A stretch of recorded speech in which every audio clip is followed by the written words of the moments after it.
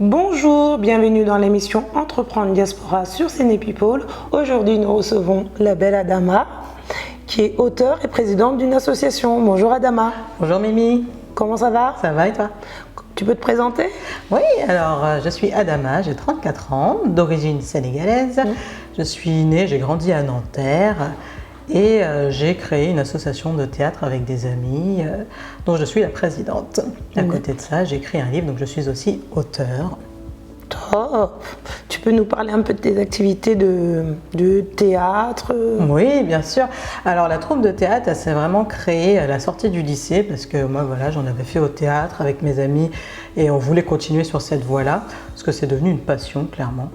Et donc, on l'a monté sous forme d'association parce que c'était beaucoup plus simple au niveau de l'administratif. Et à partir de là, on s'est dit qu'on allait créer des spectacles, monter des spectacles et les présenter en banlieue.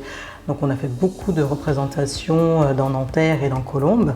Voilà. Et puis après, avec le temps, l'activité s'est un peu plus développée. Donc, on nous a retrouvés à Avignon, on nous a retrouvés dans Paris intramuros et également à Marseille. Top, c'est bien. Mais ouais, franchement, on a fait pas mal de choses et on a même créé un cabaret à un moment qui a tourné pendant plus d'1 an sur Paris. Et là, nous avons le gros projet qui arrive grâce à un réalisateur américain que vous devez connaître, il s'appelle George C. Wolfe.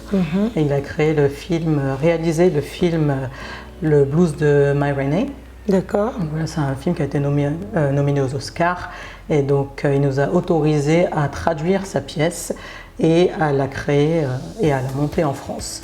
Donc c'est une pièce de théâtre qui retrace l'histoire des Noirs américains depuis la traversée de l'Atlantique jusqu'à la pop culture dans les années 90 à peu près. Top. Ça va être intéressant, ça. Ouais. Et puis surtout, ça nous tient à cœur parce que c'est un projet où il n'y aura que des acteurs racisés, que des comédiens noirs racisés. Donc, Ouais, ça va être pas mal. Ouais. Vivement. Tu peux nous parler un peu de ton livre? Comme tu me dis que tu es auteur, donc Bien L'Insignifiante. L'Insignifiante, donc voilà, ça c'est mon petit bébé. Ouais. Le livre que j'ai écrit qui raconte 5 ans de ma vie. D'accord. 5 ans de ma vie où j'ai travaillé dans des hôtels de luxe aux États-Unis et en France. Donc voilà, c'est beaucoup d'anecdotes parce que c'est un milieu quand même assez extravagant. À côté de ça, on retrouve aussi ma vie personnelle parce que c'est écrit sous forme de journal intime. D'accord. Et voilà quoi, donc c'est assez simple à lire, c'est assez rigolo, ça se lit très vite, il n'y a pas de fioritures. Et voilà. Alors, par rapport à ton livre, Adama, quel est l'impact sur la jeunesse? Tu nous fais une autobiographie de ta vie, ce qui fait que tu vas nous apporter quelque chose, quoi. Oui, alors c'est vrai que lorsque j'ai écrit ce livre, à la fin, lorsque j'ai posé les dernières lignes, je me suis dit qu'il y avait quelque chose à faire, et particulièrement avec la jeunesse, comme tu en parles, parce que c'est un livre qui donne envie d'oser. Voilà, ça appelle l'audace. Si on a des projets dans la vie, si on veut réussir dans la vie, je pense qu'il ne faut pas se mettre de barrières.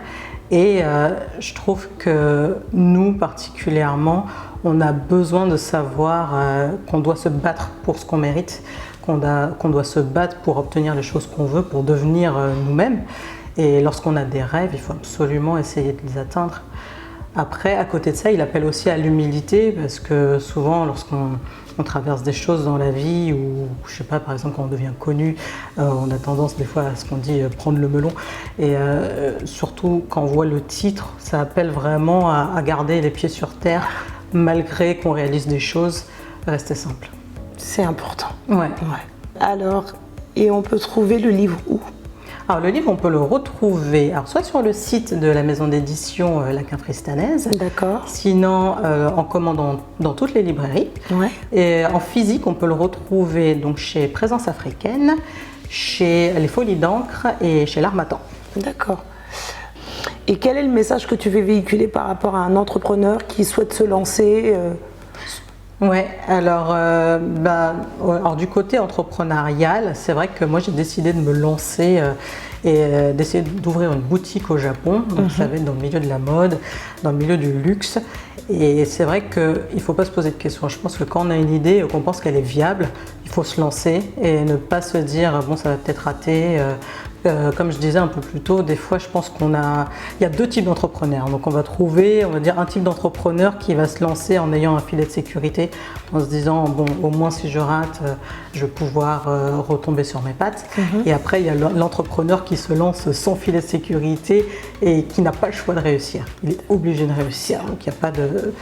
Voilà. Et pour le coup, on va dire que je suis plutôt dans la deuxième catégorie parce que moi j'ai fait une rupture conventionnelle, donc j'ai plus de salaire et je suis obligée de réussir, quoi. Et tu vas réussir même, comme on dit. Voilà. Non, mais c'est top. Et quel serait ton dernier mot? Le dernier mot. Alors je vais reprendre la phrase de Paulo Coelho. J'adore cet auteur. Ah oui, il est génial. Et c'est, si vous pensez que l'aventure est dangereuse, essayez la routine, elle est mortelle. Top. Merci Adama. Merci à toi. Retrouvez-nous pour une autre émission sur Entreprendre Diaspora. Merci, à bientôt.